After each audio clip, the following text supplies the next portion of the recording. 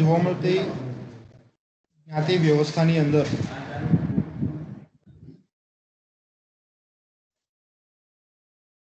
જ્ઞાતિના જે લક્ષણો છે એ લક્ષણો આપણે બધા જાણીએ છીએ અને આપણે બધા આગળ એની ચર્ચા કરી ચૂક્યા છીએ.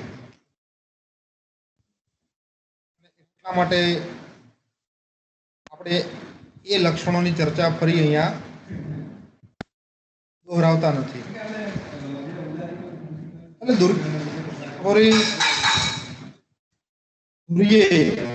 જે આપણે સમાજનું જુદા જુદા ખંડોમાં વિભાજન કરે છે.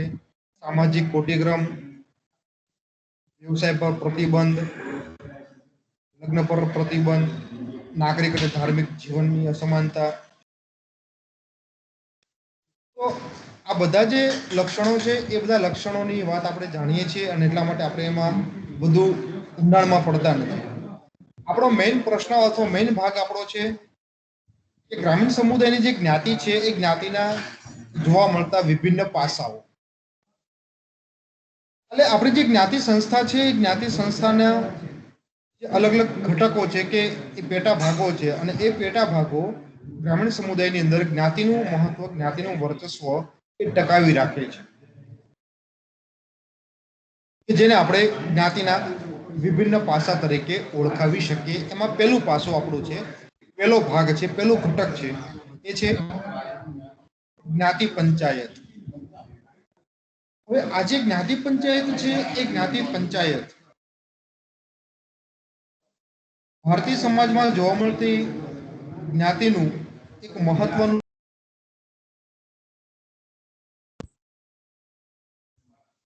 જ્ઞાતિને એક સ્વતંત્ર સામાજિક એકમ બનાવતું મહત્વનું આ જ્ઞાતિ પંચાયતનું પાસું છે.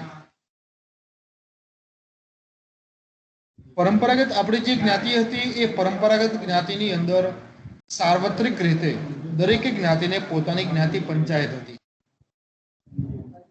અને આજે જ્ઞાતિ પંચાયત છે તો એ જ્ઞાતિ પંચાયતની રચના, જ્ઞાતિ પંચાયતના કાર્યો અને જ્ઞાતિ પંચાયતની ભૂમિકા એ દરેક જ્ઞાતિને આધારે, દરેક જ્ઞાતિની વ્યવસ્થાની આધારે જોવા મળે છે. મોટા ભાગે કહે કે જે જ્ઞાતિ પંચાયત છે તો જ્ઞાતિ પંચાયતની અંદર જે પણ પ્રમુખનું સ્થાન છે કે જેને એને કે આપણે શું કહીએ એને જ્ઞાતિ પંચ કહીએ છીએ આપણે.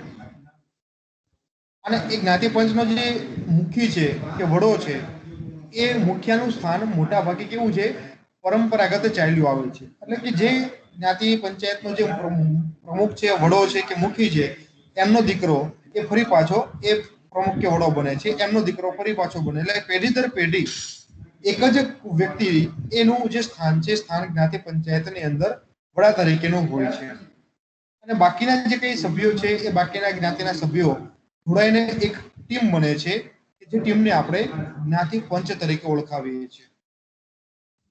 આવી જે જ્ઞાતિ પંચ છે કે જ્ઞાતિ પંચાયત છે એ જ્ઞાતિ પંચાયતનું કામ શું છે કે પોતાની જે જ્ઞાતિ છે એ પોતાની જ્ઞાતિના જે સભ્યો છે એ જ્ઞાતિના પંચાયતના સભ્યોનું નિયમન અને નિયંત્રણ કરવાનું કામ આ જ્ઞાતિ પંચાયતનું છે. એટલે કે જે કઈ જ્ઞાતિના નિયમો છે તો એ જ્ઞાતિના નિયમોનું પાલન કરવું ફરજિયાત છે. જ્ઞાતિના જે સભ્યો છે એ જ્ઞાતિના સભ્યો માનો કે કોઈ નિયમનો ભંગ કરે તો એમને દંડ કરવાની, એમને સજા કરવાનું કામ એ જ્ઞાતિ પંચાયતનું હોય છે. ટૂંકમાં અત્યારે આપણે જે શાસન વ્યવસ્થા છે એ શાસન વ્યવસ્થાના બદલે પ્રાચીન સમાજોની અંદર આપણે જ્ઞાતિ વ્યવસ્થાની અંદર એ કામ જ્ઞાતિ પંચ કરતું, જ્ઞાતિ પંચાયત કરતી હતી. આવી જે જ્ઞાતિ પંચાયત છે એ જ્ઞાતિ પંચાયત સાર્વત્રિક રીતે દરેક ગ્રામીણ સમુદાયની અંદર, દરેક જ્ઞાતિની અંદર જોવા મળતી વ્યવસ્થા છે. પણ ઘણીવાર એવું બનતું હોય છે કે ઘણા ખરા ગામની અંદર જે કેટલીક જ્ઞાતિ છે તો કેટલીક જ્ઞાતિના ઘર કે કુટુંબ ઓછા હોય છે. એમની પોતાની એક જ્ઞાતિ પંચાયત નથી હોતી તો એને મોટા ભાગે પોતાની આસપાસની જે ગામ છે અને એ પોતાના આસપાસના ગામમાં પોતાનું જે જ્ઞાતિ પંચ છે એ જ્ઞાતિ પંચના સભ્યો સાથે એમને એ જોડાવવું પડે છે. એટલે કે આ જે જ્ઞાતિ પંચ છે એ કેટલાક ગામોની અંદર મોટાભાગે 2-3 ગામો ભેગા મળીને એનું જ્ઞાતિ પંચ બનતું હોય છે. અને મોટા ગામો હોય તો મોટા ગામોની અંદર દરેકે ગામનું સ્વતંત્ર એ મોટાભાગે જ્ઞાતિ પંચ કે જ્ઞાતિ પંચાયત હોય છે. વિભિન્ન પરિબળોના પ્રભાવ હેઠળ આ જે જ્ઞાતિ પંચાયત છે એ જ્ઞાતિ પંચાયતની નિયંત્રણ શક્તિ એ મોટાભાગે જોવા મળતી હોય છે.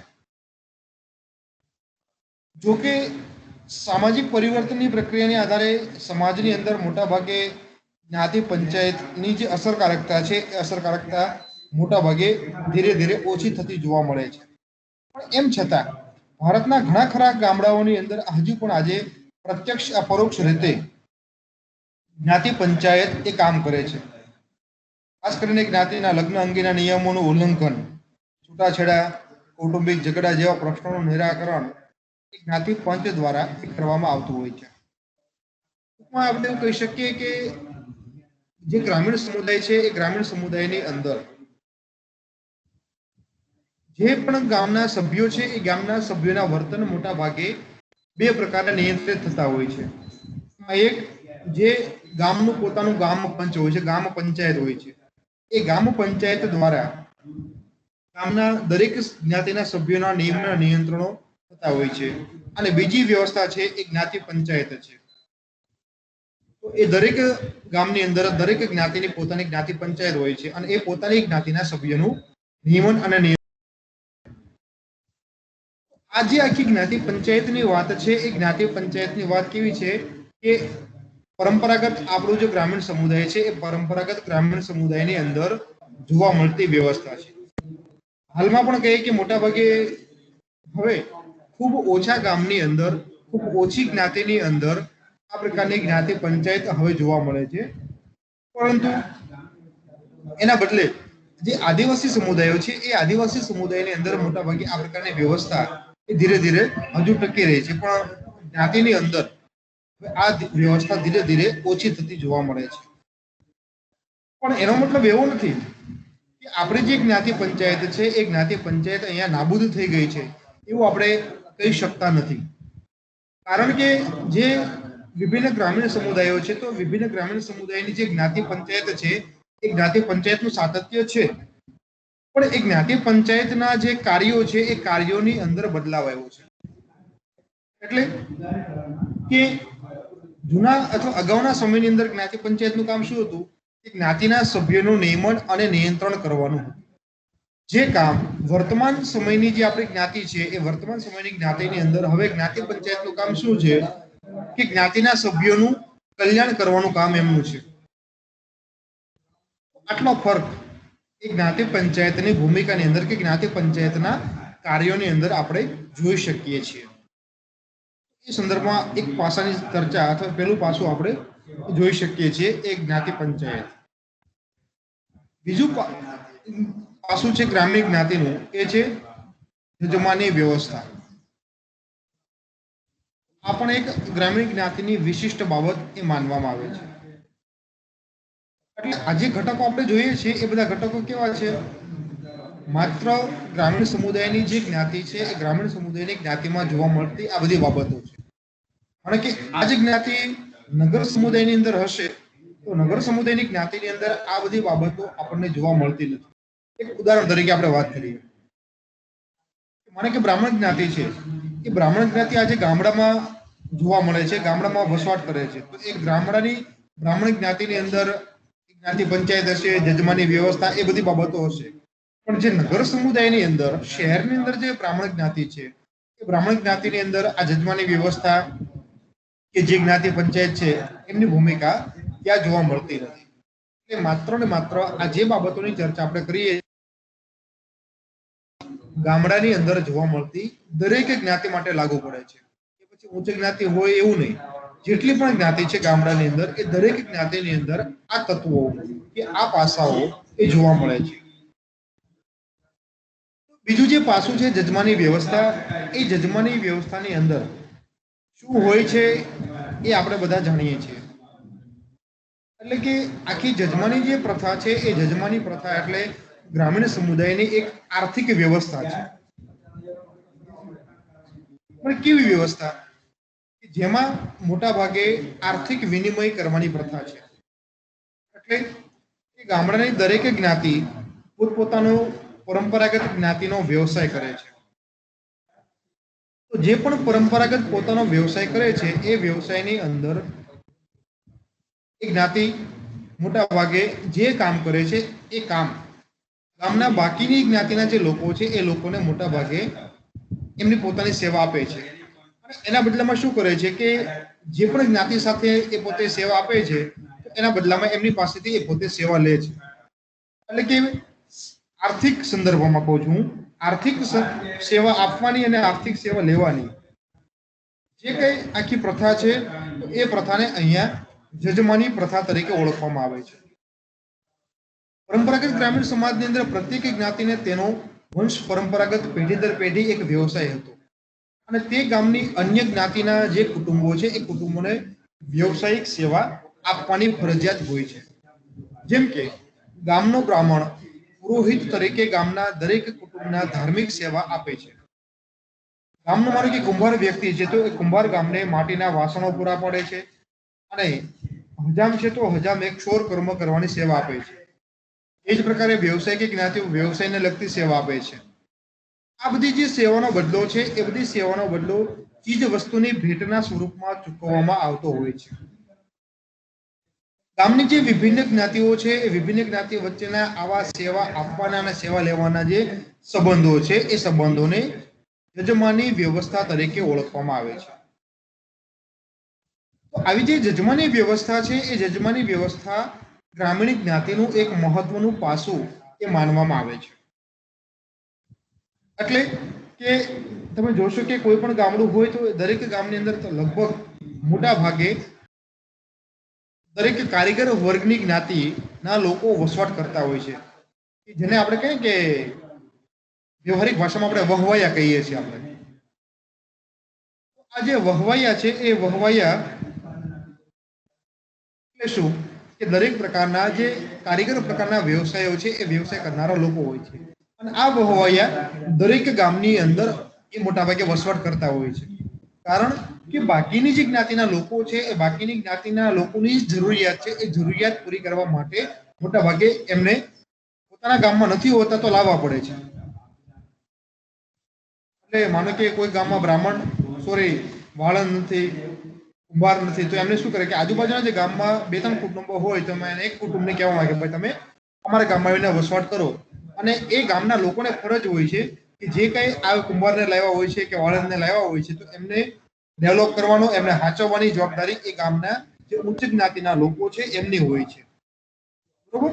અને એટલા માટે તમે જોશો કે ઘણા ખરા ગામની અંદર આપણે ક્ષત્રિયો કે બ્રાહ્મણો મોટા ભાગે એમ કહેતા હોય કે આવા જે કારીગર વર્ગની જ્ઞાતિના લોકો છે બહુ માપમાં રહેવું, બરોબર, અમે તમને લાવ્યા છીએ, અમે તમને હાચવા છીએ, આવું કહેતા હોય છે આપણને.